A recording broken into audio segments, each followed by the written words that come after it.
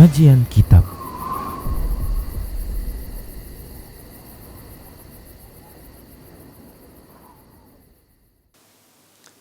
Bismillah, assalamualaikum warahmatullahi wabarakatuh.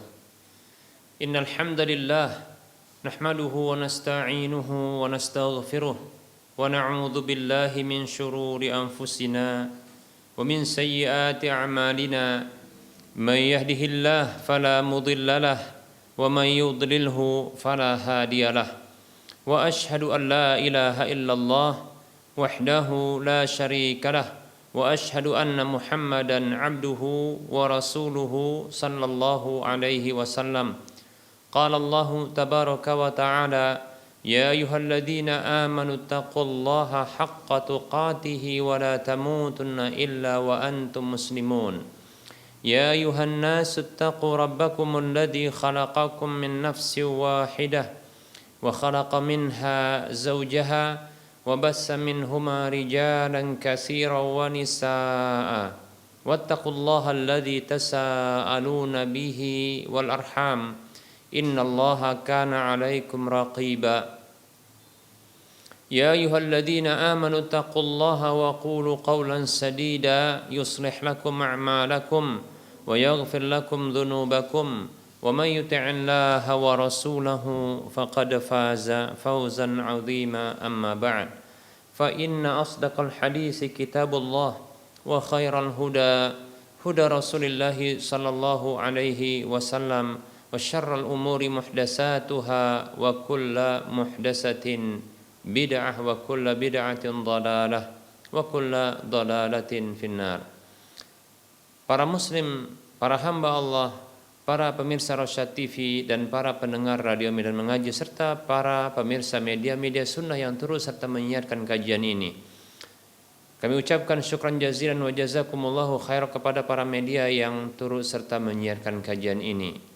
Segala puji bagi Allah Subhanahu wa taala atas seluruh nikmat yang telah Allah berikan. Selawat dan salam tak lupa kita ucapkan untuk Nabi kita Muhammad sallallahu alaihi wasallam.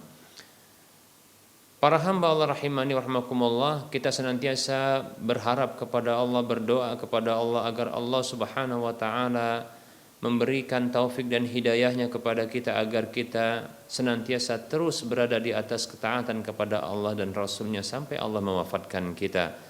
Semoga Allah memberikan kebaikan di mana saja kita berada dalam kehidupan dunia dan akhirat kita.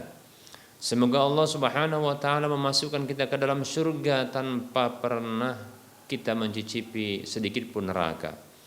Baik para hamba Allah rahimani wa rahimakumullah. Kita lanjutkan pembahasan kitab Minhajul Muslim di bab tentang akhlak. Baik para hamba Allah rahimani wa rahimakumullah,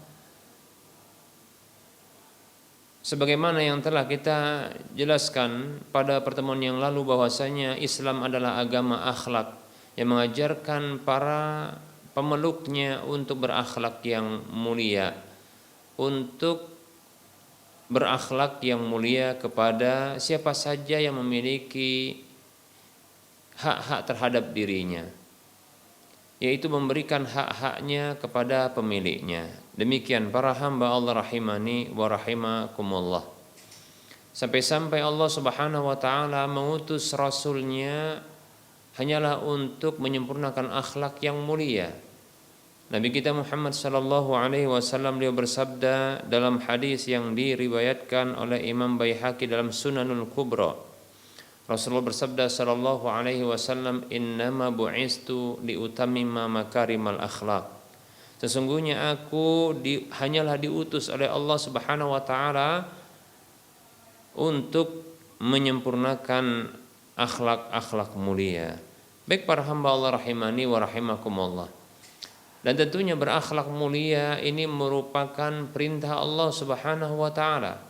Perintah Allah Subhanahu wa taala ya kepada kita dengan perintah wajib tentunya, ya, dengan perintah wajib tentunya. Baik para hamba Allah rahimani wa rahimakumullah.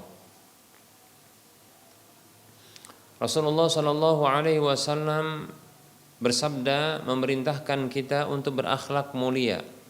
Allah lewat lisan Rasulullah sallallahu alaihi wasallam mewahyukan agar Rasulullah mengucapkan kalimat ini, ittaqillaha haitsuma kunta wa atbi'is sayyi'atal hasanata tamhuha wa khaliqin nasa bi khuluqin hasan. Hadis riwayat Ibnu Majah dan yang lainnya. Kata Nabi sallallahu alaihi wasallam, beliau bersabda, bertakwalah kamu di mana saja kamu berada dan iringkanlah keburukan dosa yang pernah dilakukan dengan kebaikan pasti menghapuskannya, dan berakhlaklah dengan sesama dengan akhlak yang baik, dengan akhlak yang mulia. Baik para hamba Allah rahimani warahmatullah. Selain Allah Subhanahu wa taala mewajibkan untuk berakhlak mulia lewat lisan Rasulullah sallallahu alaihi wasallam, ternyata terdapat dalil-dalil tentang motivasi untuk berakhlak mulia. Terdapat keutamaan-keutamaan yang di dalamnya terdapat motivasi untuk berakhlak mulia. Di antaranya para hamba Allah rahimani wa rahimakumullah, ternyata akhlak yang mulia merupakan amalan yang paling berat, termasuk amalan yang paling berat di timbangan amal manusia. Bagi manusia kelak, maka akhlak mulia ini merupakan amal yang paling berat. Baik para hamba Allah rahimani wa rahimakumullah, dalam hadis yang diriwayatkan oleh Imam Tirmidzi dalam kitab Sunannya di nomor urut hadis 2003, dan tentunya ini disahihkan oleh Syekh Al-Albani rahimahullahu taala. Nabi kita Muhammad sallallahu alaihi wasallam beliau bersabda, ma min syai'in fil mizani atau yudau fil mizani asqalu min husnil khuluqi. Kata Nabi sallallahu alaihi wasallam yang artinya tidak ada sesuatu pun, tidak ada dari sesuatu yang diletakkan di timbangan amal mizan itu, yang lebih berat ketimbang husnul khuluq, yaitu akhlak yang baik, akhlak yang mulia.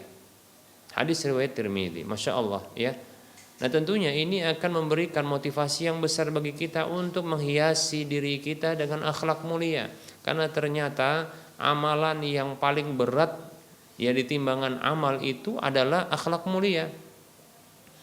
Seperti yang kita sudah sebutkan pada pertemuan yang lalu, akhlak mulia itu ditandai dengan pemenuhan hak-hak kepada pemiliknya, pemberian hak kepada pemiliknya, demikian, yaitu memberikan hak itu kepada pemilik hak tersebut. Demikian para hamba Allah rahimani wa rahimakumullah. Semoga Allah Subhanahu wa taala memberikan karunia kepada kita akhlak yang mulia. Baik para hamba Allah rahimani wa rahimakumullah, bahkan Rasulullah sallallahu alaihi wasallam menjadikan kebajikan itu ada pada akhlak mulia. Kebajikan itu ada pada akhlak mulia. Dalam hadis yang diriwayatkan oleh Imam Muslim dalam kitab sahihnya, dalam kitab Al-Birru Was-Silah di nomor urut hadis 14, Nabi kita Muhammad sallallahu alaihi wasallam bersabda, al-birru husnul khuluq. Kebajikan itu adalah akhlak yang baik, akhlak yang mulia. Masya Allah. Jadi kalau kita ingin dikatakan melakukan kebajikan, melakukan kebaikan, maka berakhlaklah mulia. Lakukan akhlak-akhlak mulia, hiasi diri dengan akhlak mulia. Baik para hamba Allah rahimani wa rahimakumullah, di antara keutamaan dan motivasi besar bagi kita untuk kita berakhlak mulia, dan ini tentunya hal yang mendorong kita untuk berakhlak mulia, dan ini menjadi sesuatu yang pembeda dalam penilaian orang-orang di luar Islam terhadap orang Islam, karena agama Islam itu menganjurkan kepada pemeluknya untuk berakhlak mulia, sampai-sampai Rasulullah Shallallahu Alaihi Wasallam menjadikan kesempurnaan iman seseorang itu terletak pada akhlak yang mulia. Kata Nabi Shallallahu Alaihi Wasallam dalam hadis yang diriwayatkan oleh Imam Abu Daud dalam kitab Sunannya di nomor urut hadis 4682, demikian pula Imam Ahmad meriwayatkan dalam kitab Musnadnya di juz yang kedua di nomor urut hadis 250, begitu juga di 472, begitu juga di 527. Rasulullah Shallallahu Alaihi Wasallam bersabda, akmalul mu'minina imanan ahsanuhum akhlaqa atau khuluqa. Kata Nabi Shallallahu Alaihi Wasallam, orang beriman yang paling sempurna imannya adalah orang yang paling bagus akhlaknya. Mereka yang paling bagus akhlaknya itulah yang paling sempurna imannya. Nah, tentunya kita mengaku orang beriman, begitu marah kita kepada orang yang menuduh kita tidak beriman, ya. Sungguh kita akan murka kepada orang yang meragukan keimanan kita, ya, meragukan kita sebagai orang beriman. Nah, kita akan marah tentunya, kan begitu, ya. Nah, orang beriman itu punya akhlak mulia, bahkan kesempurnaan iman seorang yang beriman adalah tergantung dengan akhlak mulianya. Demikian para hamba Allah rahimani wa rahimakumullah. Berarti semakin sempurna, ya, akhlak mulianya, maka semakin sempurna imannya. Kalau begitu, ya akhlak mulia itu berbanding lurus dengan keimanan. Maka bisa kita prediksi ketika ada orang yang ternyata buruk akhlaknya, itu menunjukkan anjloknya imannya, begitu. Ya. Orang yang jelek akhlaknya itu menunjukkan jelek imannya. Artinya ada kemerosotan pada imannya. Ada ya menurun imannya. Demikian para hamba Allah rahimani wa rahimakumullah. Semoga Allah Subhanahu wa taala menjadikan kita sebagai hamba-hambanya yang beriman dan hamba-hamba yang sempurna imannya, ya. Ya, dengan begitu semoga Allah Subhanahu wa taala menjadikan kita sebagai hamba-hamba Allah yang memiliki akhlak yang mulia. Baik para hamba Allah rahimani wa rahimakumullah. Hal yang lain yang menunjukkan keutamaan akhlak mulia, hal yang lain yang memotivasi kita, mendorong kita untuk berakhlak mulia, bahwasanya dengan akhlak yang mulia, para hamba Allah rahimani wa rahimakumullah, seorang hamba akan didekatkan tempat duduknya kelak pada hari kiamat dekat dengan Rasulullah Muhammad sallallahu alaihi wasallam. Didekatkan, bahkan dicintai oleh Rasulullah sallallahu alaihi wasallam. Kalau kita pengen untuk dicintai orang, menjadi orang yang paling dicintai oleh Rasulullah SAW, pengen menjadi orang yang paling dekat duduknya dengan Rasulullah SAW, maka berakhlaklah mulia, miliki akhlak yang mulia, hiasi diri dengan akhlak yang mulia, memenuhi hak-hak sesama, memenuhi hak kepada pemilik hak, yaitu memberikan hak itu kepada pemilik hak tersebut. Dalam hadis yang diriwayatkan oleh Imam Tirmidzi dalam kitab sunannya di nomor urut hadis 2018, Nabi kita Muhammad sallallahu alaihi wasallam beliau bersabda, inna min ahabbikum ilayya minni wa aqrabikum minni majlisan yaumal qiyamati ahasinukum akhlaqa. Kata Nabi sallallahu alaihi wasallam, sesungguhnya termasuk orang yang paling aku cintai di antara kalian, dan sesungguhnya orang yang paling dekat di antara kalian denganku tempat duduknya pada hari kiamat adalah orang yang paling bagus akhlaknya di antara kalian. Masya Allah. Ya. Siapa yang gak kepingin ketemu sama Rasulullah? Siapa pula yang gak kepingin duduknya dekat dengan Rasulullah? Siapa pula yang gak kepingin untuk dicintai oleh Rasulullah, bahkan paling dicintai Rasulullah?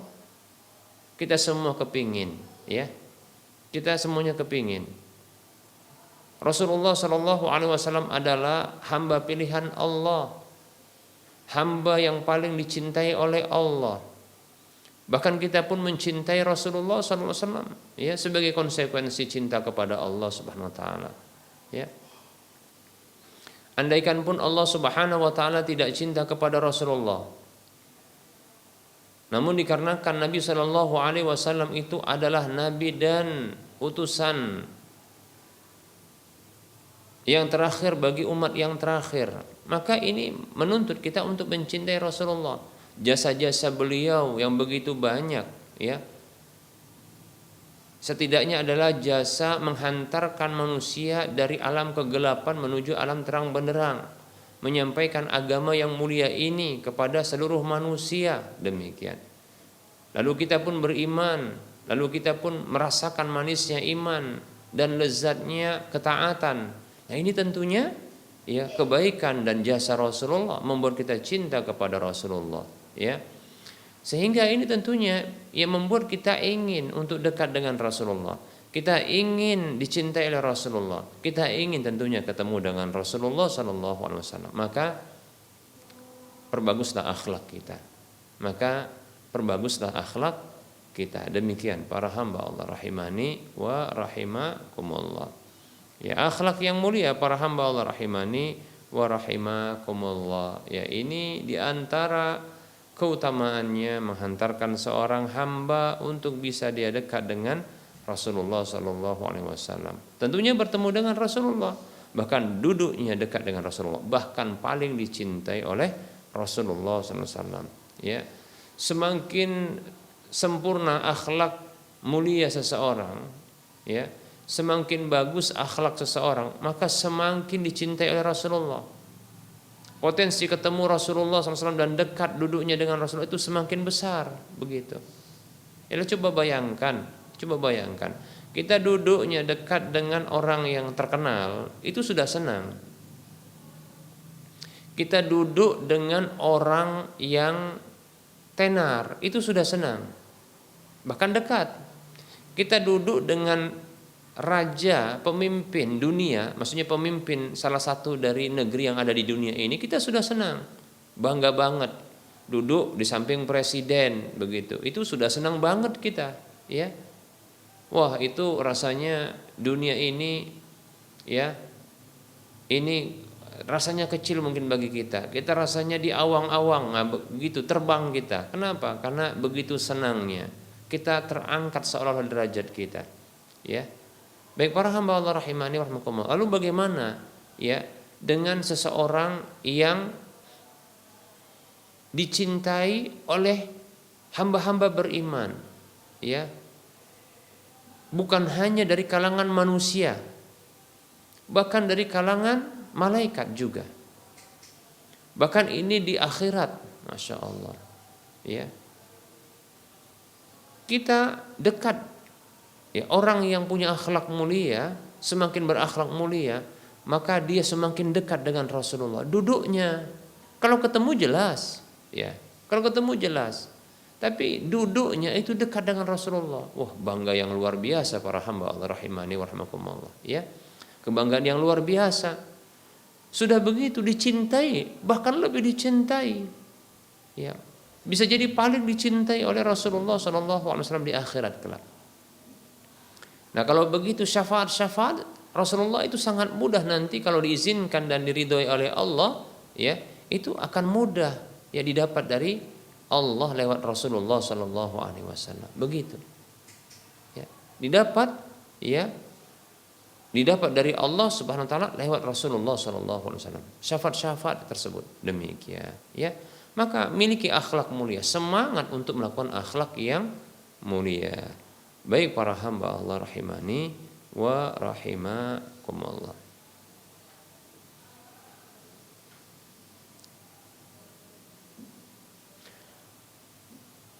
Hal yang lain para hamba Allah rahimani wa rahimakumullah yang menunjukkan tentang keutamaan akhlak mulia.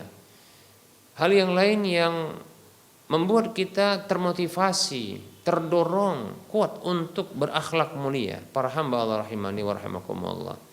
Ternyata akhlak mulia, ya, itu adalah amalan yang paling afdol. Selain tadi kita katakan itu amalan yang paling berat di timbangan amal, ternyata ini amalan yang paling afdol. Demikian. Nabi Shallallahu Alaihi Wasallam pernah ditanya, ayul a'mali afdol, amalan yang paling afdol, apakah itu amalan yang paling afdol? Rasulullah pernah ditanya. Maka faqala Shallallahu Alaihi Wasallam, maka beliau Shallallahu Alaihi Wasallam bersabda, husnul khuluq. Ya, bagusnya akhlak yang bagus, lihat itu, ya. Dan Rasulullah Shallallahu Alaihi Wasallam pernah ditanya tentang aksaru ma yudkhilul jannah, ya, sesuatu yang paling banyak potensinya memasukkan seseorang ke dalam surga. Apa itu? Maka Rasul mengatakan sallallahu alaihi wasallam, taqwallahi wa husnul khuluqi. Takwa kepada Allah dan akhlak yang mulia. Padahal ya takwa itu termasuk akhlak mulia, yaitu akhlak kepada Allah. Karena takwa itu seperti yang kita katakan adalah anta'mala bi ta'atillahi ala nurin minallahi tarju sawaballahi wa antatruka ma'siyatallahi ala nurin minallahi takhafu iqaballahi. Takwa itu, kata Talq ibnu Habib rahimahullahu taala, adalah Anda beramal, ya, mengamalkan ketaatan di atas petunjuk, menurut petunjuk Allah Subhanahu wa taala, ya, dalam kondisi itu ikhlas karena Allah, mengharapkan balasan dari Allah. Sekaligus Anda itu meninggalkan kedurhakaan, kemaksiatan, keharaman dari Allah Subhanahu wa taala menurut ya petunjuk Allah Subhanahu wa taala, dikarenakan takut sanksi hukuman Allah Subhanahu wa taala. Nah, itu takwa. Nah, sesungguhnya takwa itu merupakan akhlak mulia kepada Allah Subhanahu wa taala, karena sesungguhnya ini hak Allah untuk ditakwai, yaitu kita takwa kepada Allah Subhanahu wa taala. Itu hak Allah Subhanahu wa taala. Nah, kemudian disebutkan secara umum husnul khuluq. Jadi yang khusus terlebih dahulu oleh Rasulullah sebutkan, yaitu akhlak kepada Allah dengan disebutkan takwa kepada Allah. Kemudian adalah husnul khuluq, yaitu akhlak mulia kepada sesama makhluk, di antaranya manusia. Hadis ini hadis yang dikeluarkan oleh Imam Al-Haisami dalam kitab Mawaridul Dham'an. Demikian ya. Baik para hamba Allah rahimani wa rahimakumullah. Nah, ini ya yang tentunya semakin menguatkan kita ya untuk berakhlak mulia, memotivasi kita untuk berakhlak mulia. Baik para hamba Allah rahimani wa rahimakumullah. Nah, di antara hal yang lainnya yang menggugah kita, menggugah iman dan jiwa kita untuk berakhlak mulia, mendorong kita, memotivasi kita untuk berakhlak mulia, dan ini tentunya keutamaan dari akhlak yang mulia. Ternyata akhlak yang mulia itu ya, ini menyebabkan seorang hamba ini akan bisa sampai kepada derajat yang tinggi, kemuliaan, kedudukan yang tinggi di akhirat kelak. Ya. Demikian. Padahal ya, akhlak mulia ini merupakan amal yang lemah, maksudnya amal yang ringan. Sebenarnya ringan untuk kita lakukan, terkadang hanya berat saja kita ya, berat saja hati kita untuk melakukannya. Sesungguhnya amalnya ringan. Apalah susahnya untuk memberikan hak-hak kepada pemiliknya, kan gitu. Apalah susahnya. Demikian. Ya.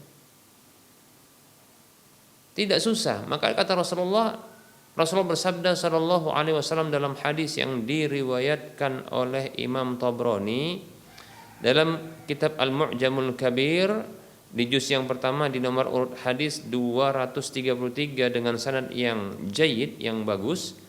Rasulullah sallallahu alaihi wasallam dia bersabda, innal 'abda la yablughu bi husni khuluqihi 'azima darajatil akhirati wa syarafal manazili wa innahu la dha'iful ibadati. Kata Nabi sallallahu alaihi wasallam, beliau bersabda, sesungguhnya seorang hamba benar-benar akan sampai dengan akhlak mulianya kepada agungnya derajat di akhirat, Masya Allah ya, keagungan derajat di akhirat dan kemuliaan kedudukan di akhirat, Masya Allah. Dan sesungguhnya akhlak mulia itu adalah benar-benar ya, la dhaiful ibadati, amal yang lemah, maksudnya amal yang ringan, ibadah yang lemah, ibadah yang ringan, tidak berat dia. Senyum, berbuat kebaikan, ya, tidak mengganggu orang lain, ya, seperti itu. Kata para ulama, akhlak mulia itu terkumpul pada 4 hal. Badlun nada, memberikan kebaikan, ya. Kaful ada, menahan diri dari menyakiti orang lain. Kemudian yang ketiga, tahammulul ada, bersabar menanggung keburukan dari orang lain. Kemudian yang keempat, talaqatul wajhi, senyum manis, wajah yang berseri-seri. Nah seperti itu, ringan, tidak berat, ya, ibadah yang ringan seperti itu. Tapi ternyata luar biasa, ini bisa menghadirkan balasan yang luar biasa, yaitu derajat yang agung di akhirat serta kemuliaan kedudukan di akhirat. Masya Allah. Ya. Dalam hadis yang lain dengan lafadz yang sedikit berbeda, ya Rasulullah Shallallahu Alaihi Wasallam bersabda dengan bunyi seperti ini. Ya. Ini hadis dikeluarkan oleh Imam Abu Daud dalam kitab Sunannya, kemudian dari sahabat atau ibunda Aisyah radhiyallahu anha ummul mukminin, dan ini hadis yang disahihkan oleh Syekh Al-Albani rahimahullahu taala dalam Sahihu Abi Daud di nomor urut 4798. Rasulullah Shallallahu Alaihi Wasallam bersabda, Innal mu'mina la yudriku bi husni khuluqihi darajatas saimil qaimi. Kata Nabi Shallallahu Alaihi Wasallam, sesungguhnya seorang mukmin benar-benar dia bisa menjangkau dengan akhlak mulianya, dengan bagusnya akhlaknya, menjangkau derajat orang yang berpuasa dan orang yang berdiri sholat.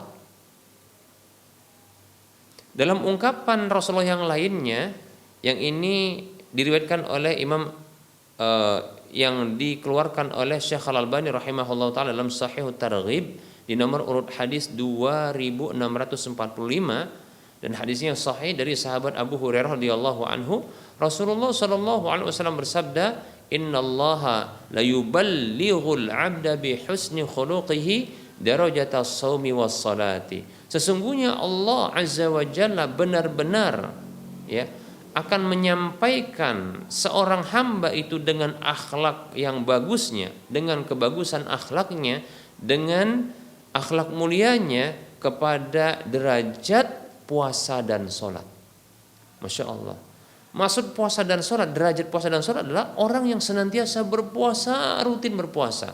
Ya, tentunya ini orang yang Masya Allah, ya, melakukan puasa-puasa sunat.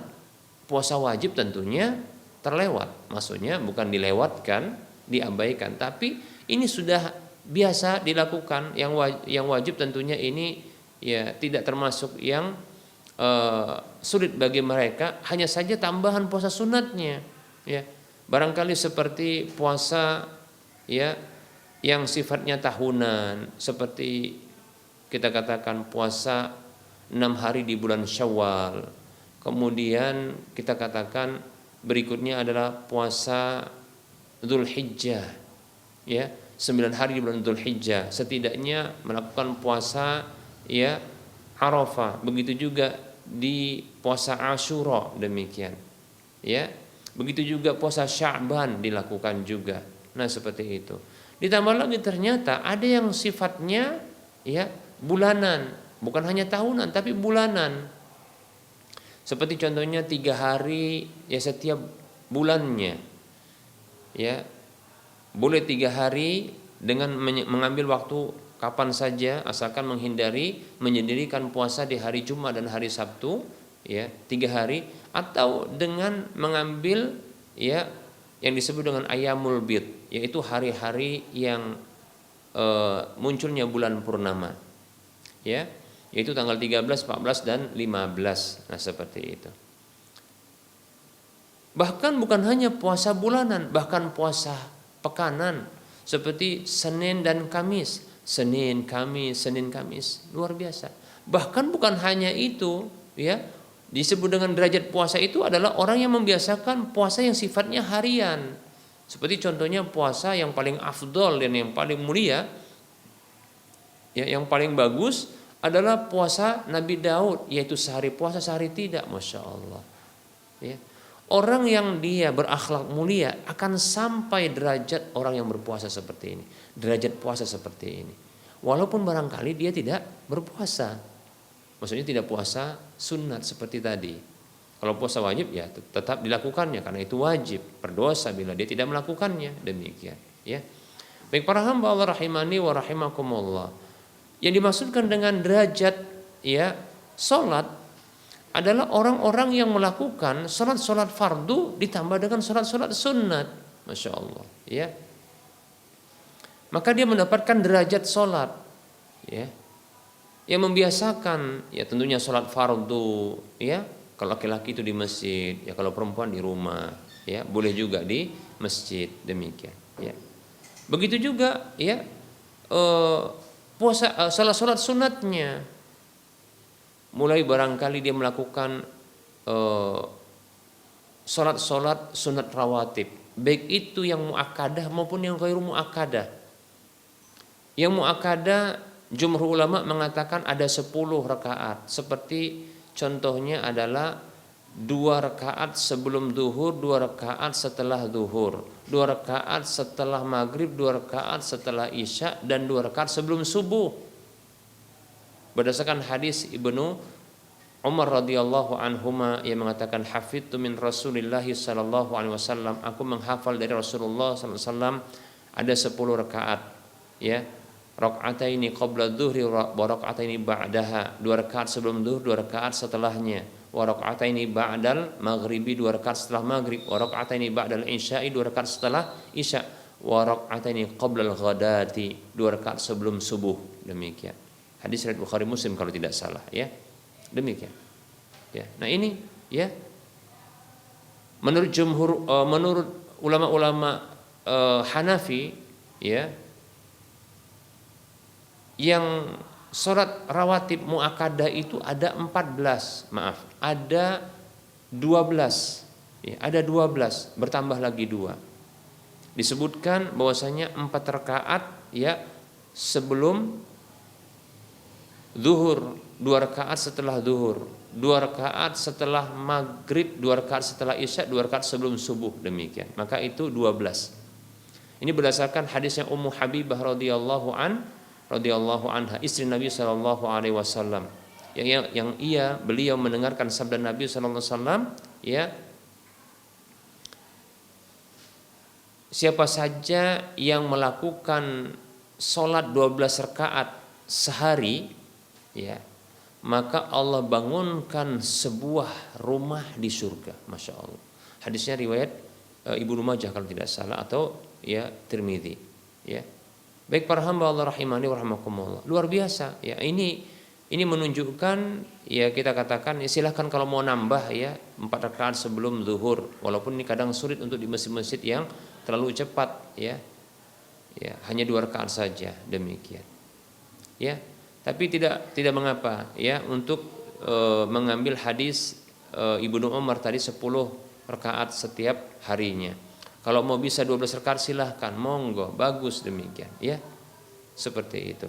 Nah, ditambah lagi dengan yang ghairu muakkadah, seperti contohnya adalah salat di antara adzan dan iqamat. Kata Nabi sallallahu alaihi wasallam, baina kulli adzanaini salatun, antara setiap 2 kali adzan, maksudnya 2 adzan, yaitu adzan pertama dengan qomat, maka di antaranya itu, setiap di antara itu ada sholat. Nah, silahkan. Nah, ini disebut dengan, ya, sholat rawatib ghairu muakkadah. Seperti contohnya, ya, 2 rakaat sebelum asar, 2 rakaat sebelum maghrib. Nah, seperti itu. Baik para hamba Allah rahimani wa rahimakumullah. Bahkan bukan hanya sholat sunat rawatib, baik itu yang muakkadah maupun ghairu muakkadah, bahkan dilakukan, ya, hal-hal yang lainnya, seperti contohnya sholat sunat wudu ketika setelah berwudu, ya. Kemudian begitu juga sholat sunat duha, ya, ketika di waktu duha. Begitu juga qiyamul lail, ya, seperti tahajud dan witirnya dilakukan. Itu tidak terlewatkan. Inilah orang yang mendapatkan derajat sholat. Masya Allah. Nah, dengan akhlak yang mulia, maka seorang hamba, dia akan sampai kepada derajat ini, walaupun dia tidak melakukannya, hanya dengan akhlak mulianya saja. Luar biasa para hamba Allah rahimani wa rahimakumullah, ya.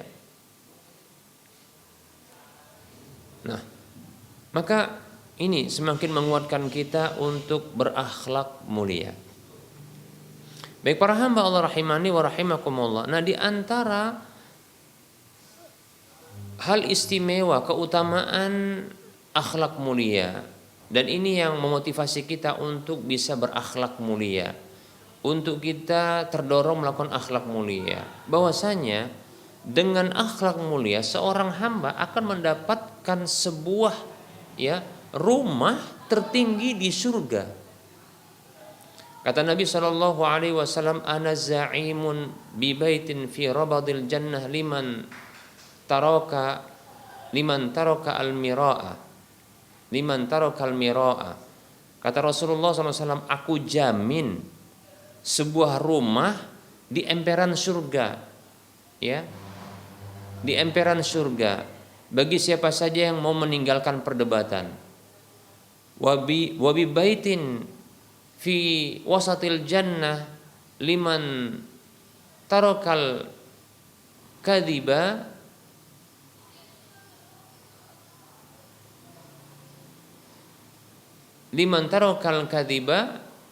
wa in kana mazihan. Ya, kita ulangi. Ana za'imun bi baitin fi rabadil jannah liman tarakal mira'a wa in kana muhiqqan. Aku jamin sebuah rumah di emperan surga bagi orang yang meninggalkan perdebatan walaupun dia benar. Dia tinggalkan perdebatan. Kenapa? Ini hanya debat kusir, ya. Ini hanya akan mengeraskan hati.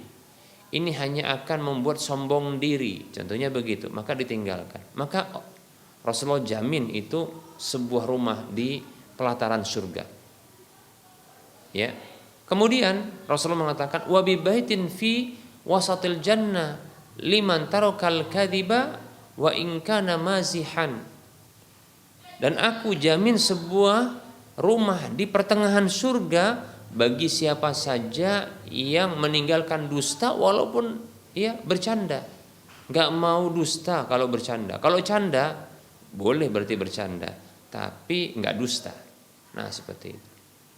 Nah, berikutnya wa bi baitin fi a'lal jannah liman hasuna khuluquhu, kata Nabi. Dan aku jamin sebuah rumah di surga tertinggi bagi siapa saja yang bagus akhlaknya. Masya Allah. Ternyata akhlak mulia itu lebih tinggi balasannya di surga. Dapat rumah lagi. Rumah tentunya dapat surga, masuk surga. Nah, dapat rumah di surga tertinggi, masya Allah. Ya, semoga Allah memberikan kepada kita,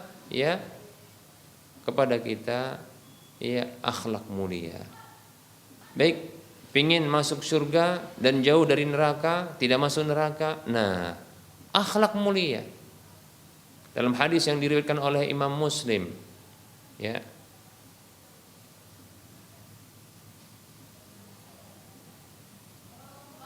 Nabi kita Muhammad sallallahu alaihi wasallam bersabda, Man ahabba an yuzahzah 'anil nari wa an yudkhalal jannati falta'tihi maniyatuhu wa huwa yu'minu billahi wal yaumil akhir wal ya'ti ilan nasi alladhi yuhibbu an yu'ta ilaihi. Masya Allah, ini hadis Muslim. Kata Nabi sallallahu alaihi wasallam, maka siapa saja yang pingin, yang suka dijauhkan, dihindarkan dari neraka. Na'udzubillah min dzalik. Ya, kita pingin untuk dihindarkan dari neraka, ya. Dan kita berlindung kepada Allah dari neraka itu. Dan dimasukkan ke dalam surga. Siapa yang pingin dihindarkan dari neraka, dimasukkan ke dalam surga. Artinya enggak akan cicipi surga, enggak akan cicipi neraka, tapi kita masuk ke dalam surga, pingin tidak? Maka hendaklah tatkala kematian itu datang kepadanya dalam kondisi dia beriman kepada Allah dan hari akhir, dan hendaklah dia bergaul dengan sesama, menyikapi orang lain dengan sikap yang dia suka diperlakukan demikian. Masya Allah, itu namanya akhlak mulia. Baik para hamba Allah rahimani rahimakumullah. Nah, ini ya motivasi yang besar bagi kita, ya. Ya, kita hanya berdoa kepada Allah Subhanahu wa taala agar Allah Subhanahu wa taala memberikan akhlak yang mulia kepada kita. Ya Allah, berikanlah petunjuk kepada kami untuk berakhlak mulia. Karena tidak ada yang bisa memberikan petunjuk kepada akhlak yang mulia kecuali Engkau, ya Allah. dan palingkanlah dari kami akhlak yang buruk, karena tidak ada yang bisa memalingkan akhlak yang buruk itu dari kami kecuali Engkau ya Allah. Amin ya rabbal alamin. Ya. Nah, begitu doanya. Berdoa dan kemudian berusaha untuk senantiasa membiasakan akhlak mulia. Baik para hamba Allah rahimani wa rahmakumullah, barangkali ini saja materi yang bisa kita sampaikan. Kita buka saja sesi soal jawab bagi para pemirsa dan para pendengar sekalian yang ingin ya bertanya, dipersilahkan. Kita buka sesi soal jawab. Monggo para hadirin, para pemirsa dan para pendengar sekalian yang ingin bertanya.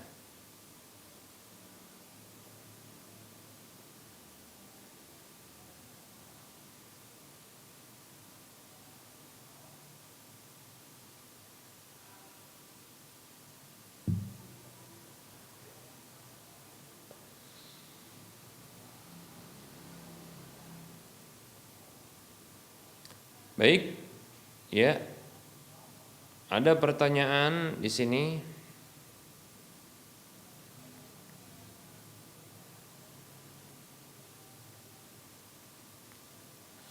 Assalamualaikum warahmatullahi wabarakatuh. Ustadz, afwan, yang dimaksud menabalkan nama bagaimana ya Ustadz? Dan afwan Ustadz, apakah harus memanggil seorang Ustadz untuk menabalkan nama anak dan mengakikahi seorang anak? Orang tua saya menyuruh untuk demikian, tapi sang anak tidak tahu tentang yang demikian. Ya, jazakumullahu khairan. Baik ya.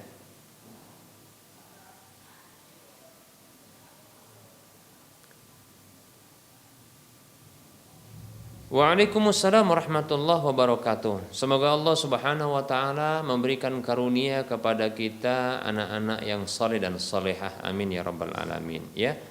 Nah, ketika anak lahir, maka di antara syariat terkait dengan anak yang lahir adalah ya memberikan nama yang baik kepada sang anak. Ya, sekaligus juga ada anjuran untuk atau syariat untuk berakikah, ya, mengakikahi anak demikian. Ya, banyak hadis tentang masalah ini demikian ya. Hadisnya sahih semua insyaallah taala ya terkait dengan ya akikah ya, walaupun kita katakan ada juga hadis yang dhaif ya. Hanya saja maksud saya banyak hadis yang sahih tentang masalah ini ya. Demikian, dan hadis yang banyak itu sahih semua insyaallah taala ya. Walaupun kita katakan ada yang dhaif. Begitu juga terkait dengan memberikan nama, ada hadis yang sahih tentang ya tentang hal seperti tentang pemberian nama yang disebut dengan an yusamma ya, anak itu diberi nama demikian ya. Nah, harus diberikan nama yang baik. Itulah yang diistilahkan dalam sebuah ungkapan yang beredar di kalangan masyarakat, menabalkan nama. Maksudnya memberikan nama kepada anak, menyematkan nama kepada anak. Ya, nah seperti itu. Hanya saja tidak ada kaifiat atau tata cara khusus. Ya, sampai-sampai harus memanggil ustadz lagi. Ya. Nah, ini kita katakan ya bukan sebuah keharusan. Ya, kalau memanggil ustadz ya tidak apa-apa kalau mau seandainya ya sekalian diundang untuk makan hidangan akikah, nah begitu tidak masalah. Atau mungkin sekaligus untuk memberikan wejangan ya terkait dengan akikah atau hal yang lain, boleh-boleh saja. Tapi tidak mesti, tidak harus seperti itu demikian. Tidak harus ya ada kajian, tidak harus mengundang ustadz demikian. Jadi simpel sesungguhnya, tinggal beri nama. Dan itu dianjurkan di hari yang ke-7, demikian pula berakikah di hari yang ke-7, demikian. Ya, seperti itu. Ya, jadi bukan sebuah keharusan harus memanggilkan ustadz ya, ya ketika berakikah atau menabalkan nama atau menyematkan nama untuk anak. Ya, dianggap bahwasanya apa anak itu butuh tebal namanya sehingga harus ditabalkan begitu. Sehingga yang nebalkan itu adalah seorang ustadz, tidak mesti. Ya, ya sekedar contohnya anaknya ingin diberi nama dengan Muhammad Umar contohnya, ya, atau Muhammad Hasan contohnya. Ya tidak mengapa. Langsung orang tuanya ketika ditanya di saat kehadiran para tamu yang diundang dalam acara ya akikahan tersebut, ketika ditanya anaknya namanya siapa, langsung orang tuanya mengatakan Muhammad, katakan namanya adalah Muhammad Hasan, silakan, tidak masalah, begitu ya. Atau contohnya ya ingin memberi nama anak contohnya ya dengan ya Aisyah Mumtazah atau yang semisalnya disebutkan ya seperti itu. Ya kalau ini anak perempuan tentunya. Atau tidak perlu disebutkan tapi dituliskan.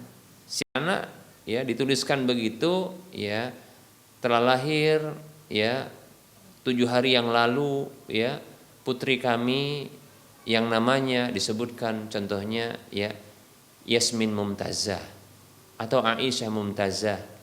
Atau kalau laki-laki disebutkan dengan apa? Muhammad ya Hasan atau yang semisalnya ya seperti itu. Tidak masalah mau diucapkan, mau dituliskan, tidak masalah ya insyaallah taala. Wallahu taala a'lam. Jadi tidak perlu untuk memanggil ustadz secara khusus dan tidak ada acara-acara khusus ya dengan bacaan-bacaan khusus dalam menabalkan itu ya memberikan nama. Wallahu taala a'lam. Kira-kira apa dalilnya? Nah, coba perhatikan seperti ini. Ada seorang yang datang kepada Rasulullah, seorang wanita ya. Wanita ini namanya Asiyah. Asiyah itu artinya wanita yang suka bermaksiat. Maka Rasulullah nggak suka dengan nama tersebut ya. Maka Rasul mengatakan anti jamilah, kamu itu jamilah, kamu itu cantik. Nah, gitu maksudnya namanya jamilah. Jadilah jamilah untuk siapa? Si wanita tersebut. Diganti oleh Rasulullah namanya menjadi jamilah. Nah begitu. Nah Rasulullah enggak kutabalkan nama untukmu dengan nama jamilah. Nah enggak seperti itu. Atau kemudian angkat tangan doa dengan bacaan tertentu. Tidak ada. Nabalkan nama tidak dengan cara seperti itu ya. Sekedar penyebutan namanya menyebutkan ya. Jadi enggak perlu menyebutkan ya menyematkan nama untuk anak itu dengan ditebalkan sehingga harus nabal begitu ya. Wallahu taala a'lam.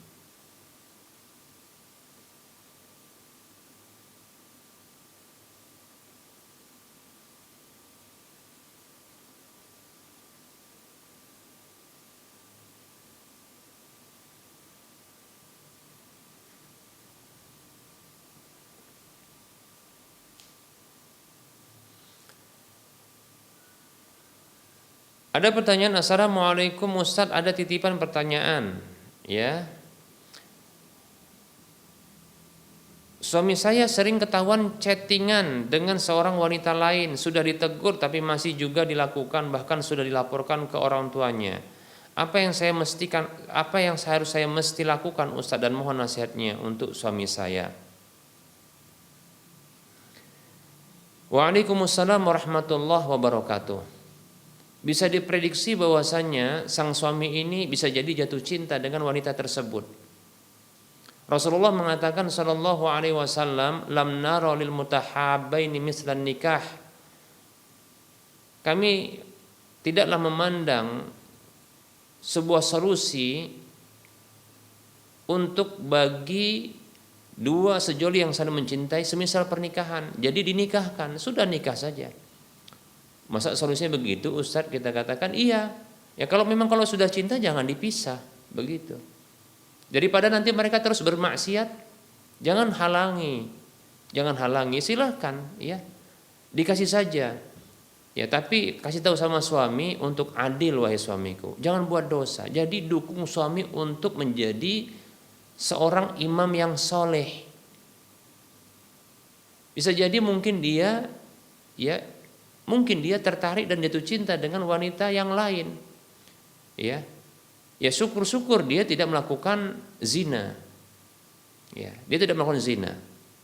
Dengan zina yang nyata. Ya. Chattingan kalau terus-terusan dinasihati, dikasih tahu, ya, bahkan disampaikan dalil kepadanya, ya mungkin dia nggak akan bergeming, masih akan terus dia melakukannya. Kenapa? Karena dia cinta, itu masalahnya. Lantas bagaimana Ustadz untuk solusinya? Solusinya tidak ada, melainkan satu seperti yang disampaikan Nabi. Itu tadi hadisnya riwayat Ibnu Majah. Lam naro lil mutahabbaini mislan nikah. Kami tidak mendapatkan ya obat mujarab bagi dua sejoli yang saling mencintai semisal pernikahan. Nikahkan, sudah nikah. Ya. Mudah-mudahan saya yakin kalau seorang suami yang soleh, insya Allah kalau soleh dia, jangankan yang soleh, yang tidak soleh terkadang karena dia diberikan jalan yang mulus untuk bisa menikah lagi, dia semakin cinta dengan istri yang pertama. Bisa jadi, dan itu banyak terjadi. Nah cobalah kalau pengen sang suami itu makin cinta sama kita, istri yang sekarang, kasih izin, ya walaupun bukan syarat itu izin, kasih izin, kasih restu, ya bagi suami, bang nikah lagi. Apalagi kalau seandainya sambil muncul nasihat seperti ini, wahai suamiku tercinta, ya, engkau adalah pemimpin bagi rumah tangga. Engkau adalah imam bagi kami, bagi aku, bagi istrimu dan anak-anakmu. Kami tidak ingin engkau itu memberikan contoh yang buruk bagi kami. Ya. Adapun engkau yang mungkin melakukan hubungan yang haram ini dikarenakan mungkin engkau cinta dengan perempuan itu, maka jangan kau lanjutkan cinta yang dengan cara yang haram ini, maka menikahlah. Tapi berlakulah adil terhadap kami. Nah seperti itu. Pelajari terlebih dahulu tentang fikih poligami, baru silahkan engkau menikah. Hentikan ya dosamu, tempuhlah cara yang halal. Seperti itu. Insya Allah sang suami ini akan cinta. Lebih-lebih nasihat itu. Bisa jadi dia pun, bisa jadi karena mungkin hal seperti ini, dia tak lagi melanjutkan chattingannya dan dia tidak poligami. Bisa jadi. Kenapa? Ternyata sang istri jujur cintanya. Begitu. Ya. Demikian. Wallahu ta'ala a'lam.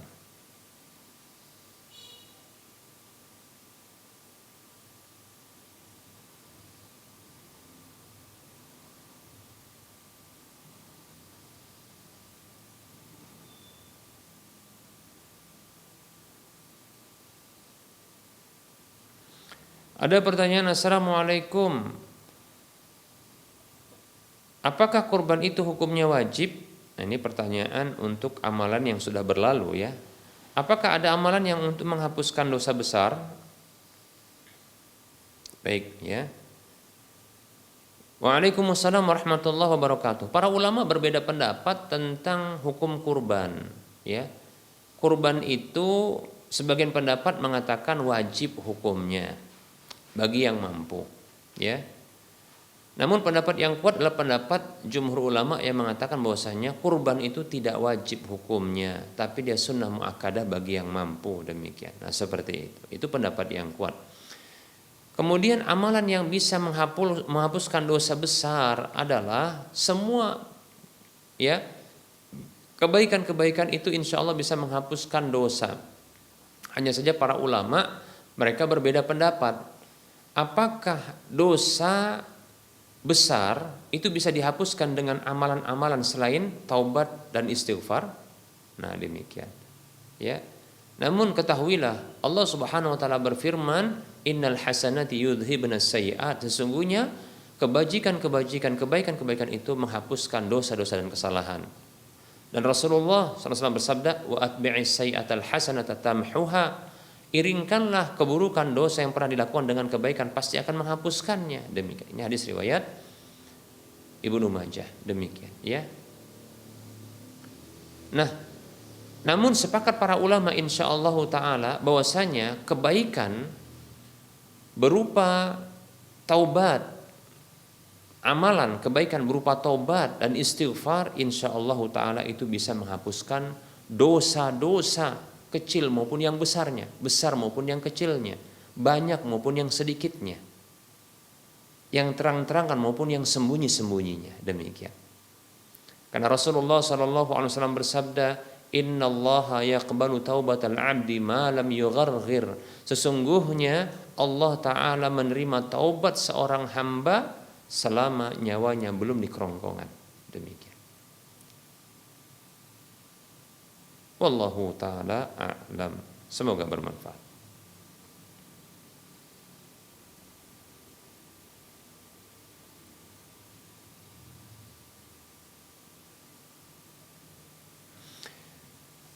Ada pertanyaan, Assalamualaikum Ustaz, apa hukum ya mensengketa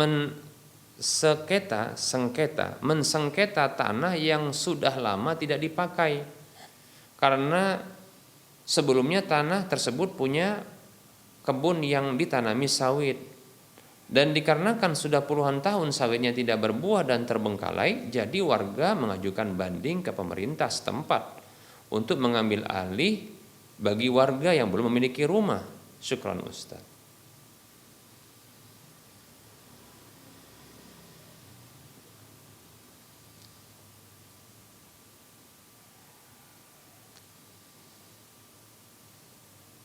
Bismillah. Waalaikumsalam warahmatullahi wabarakatuh. Tanah garapan yaitu sesungguhnya tanah pemerintah yang diberi izin kepada perusahaan PTP untuk menggarapnya, ya. Ditanami jenis tanaman-tanaman yang berbeda-beda, bisa jadi seperti tanaman rambung, ya, begitu juga sawit dan seterusnya. Nah, begitu, ya. Dan itu atas izin dari pemerintah, ya. Demikian. Nah, tentunya ini adalah tanah pemerintah. Maka apabila ingin menggunakannya atau memilikinya, maka meminta kepada pemerintah. Nah, seperti itu. Ya. Nah, itu lewat jalur BPN, Badan Pertanahan Nasional, ya. Atau Badan Pertanahan Negara, ya. Ya, BPN yang jelas, ya, seperti itu. Maka ajukan itu kepada BPN. Tapi ingat, bila memang itu merupakan SOP, yaitu standar operasional prosedur. Kalau memang ada aturan dari pemerintah bahwa tanah XPTP atau tanah garapan ini itu boleh dimiliki warga, ya, dengan syarat-syarat tertentu yang diajukan pemerintah. Bila memang ada, ya, aturan seperti ini, maka silakan, ya, warga rakyat itu melakukan hal seperti menempuh caranya. Kalau memang ada, saya pribadi tidak mengetahuinya. Ya, jujur saya katakan saya tidak mengetahui tentang prosedur seperti ini, ya. Atau ada nggak aturan seperti ini? Boleh tidak menurut aturan pemerintah untuk menguasai, ya, tanah garapan atau XPTP, ya.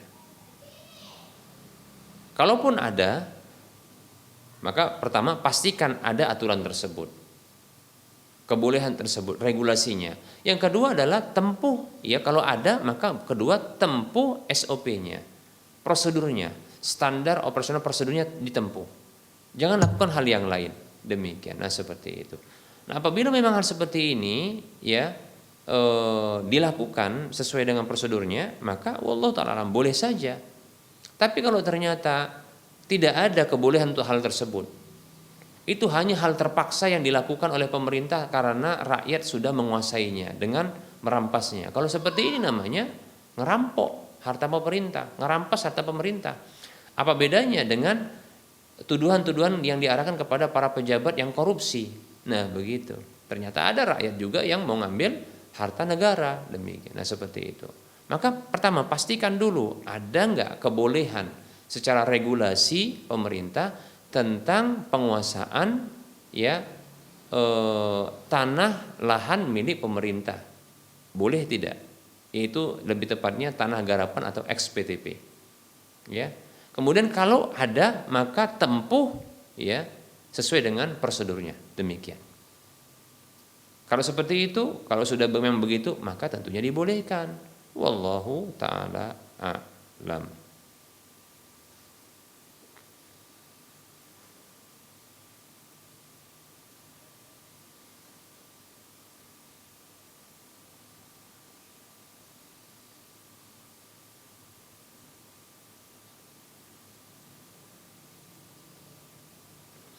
Baik para hamba Allah rahimani wa rahimakumullah.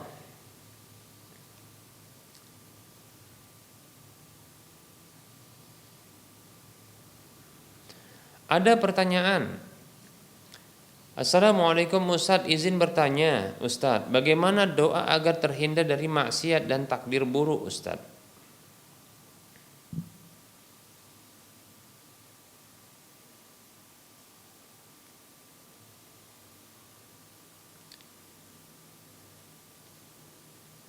Bismillah, waalaikumsalam warahmatullahi wabarakatuh. Kemaksiatan ini tentunya adalah berakhir dengan dosa. Dan kita khawatir untuk jatuh kepada kemaksiatan karena itu akan menyebabkan kita berdosa. Lalu kita berhak untuk mendapatkan siksa. Tidak ada di antara kita yang ingin disiksa oleh Allah Subhanahu wa taala. Maka silakan berdoa kepada Allah Subhanahu wa taala dengan bahasa ya yang baik. Ya. Boleh dengan bahasa Indonesia, tidak harus dengan bahasa Arab. Ya silakan berdoa ya kepada Allah Subhanahu wa taala. Ya. Bisa juga dengan doa contohnya ya dengan ditetapkan hati agar kita terus berada di atas ketaatan kepada Allah. Karena kalau keluar dari ketaatan itulah kemaksiatan. Seperti contohnya doa begini, ya muqallibal qulub, tsabbit qalbi ala ta'atik. Wahai zat yang memalingkan hati, ya musarrifal qulub, wahai zat yang membolak-balikkan hati atau yang memalingkan hati, sarrif qalbi ala ta'atik. Ya. Palingkanlah hatiku di atas ketaatan kepadamu. Agar kita terus ya di atas ketaatan. Ya. Kalau kita keluar dari ketaatan maka namanya kemaksiatan. Nah, itu doanya diantaranya seperti itu, boleh ya, silakan. Nah kalau doa untuk terhindar dari takdir buruk, takdir, memang doa itu bisa menghindarkan dari takdir atau tidak ada sesuatu yang bisa menolak kecuali takdir. Tidak ada yang bisa yang menolak takdir kecuali doa. Dalam hadis yang diriwayatkan oleh Imam Ibnu Majah, Nabi kita Muhammad SAW bersabda, la yaruddul qada'a illa du'a wa la yazidu fil umri illa birru. Tidak ada yang bisa menolak takdir, maksudnya takdir yang belum terjadi kecuali doa, dan tidak ada yang bisa menambah pada usia kecuali kebajikan. Maka lakukan kebajikan agar Allah menambahkan usia bagi kita. Lalu banyaklah doa untuk hal-hal yang baik agar hal-hal yang buruk itu tidak menimpa kita di waktu yang akan datang. Walaupun takdir mungkin itu sudah ditakdir, dituliskan hal yang buruk, ya dituliskan di tangan malaikat tentunya, ya takdir tersebut dicatatkan. Namun dikarenakan doa yang baik ya dari kita, ya maka bisa jadi Allah hindarkan ya takdir buruk tersebut untuk kita. Ya demikian. Ya tidak masalah, silakan doa apa saja. Ya. Contohnya apa yang kita khawatirkan? Yang kita khawatirkan adalah contohnya seperti ketika kita mengalami masa pandemi, ya COVID-19, yang kita khawatirkan ketika itu kita meninggal dunia karena COVID, katakanlah demikian. Katakan ketika itu, maka silakan berdoa, ya Allah berikan kesehatan kepadaku, hindarkanlah COVID ini dariku. Nah itu merupakan bentuk apa? Doa, ya meminta kebaikan agar terhindar dari takdir yang buruk. Begitu bisa, boleh, tidak mengapa. Yang mungkin bisa jadi takdir yang berlaku bagi kita itu kena COVID, lalu ternyata bisa jadi tewas karena COVID, tapi karena doa yang baik maka dihindarkan dari hal tersebut. Dan seterusnya silakan ya berdoa, silakan dengan bahasa Indonesia, tidak masalah insyaallah taala, ya. Wallahu taala a'lam. Baik para hamba Allah rahimani wa rahmakumullah. Nah, barangkali ini materi sekaligus jawaban dari pertanyaan yang bisa kita sampaikan pada pertemuan kali ini. Ini materi dan jawaban untuk pertanyaan yang bisa kita sampaikan, yang kita jawab untuk perjumpaan kali ini. Tentunya dalam penyampaian ini banyak sekali kesalahan, kekurangan, dan kekeliruan. Kebenaran itu datang dari Allah Subhanahu wa taala, maka ambillah. Kekurangan dan kesalahan itu datang dari saya pribadi, bisikan syaitan, maka tinggalkanlah.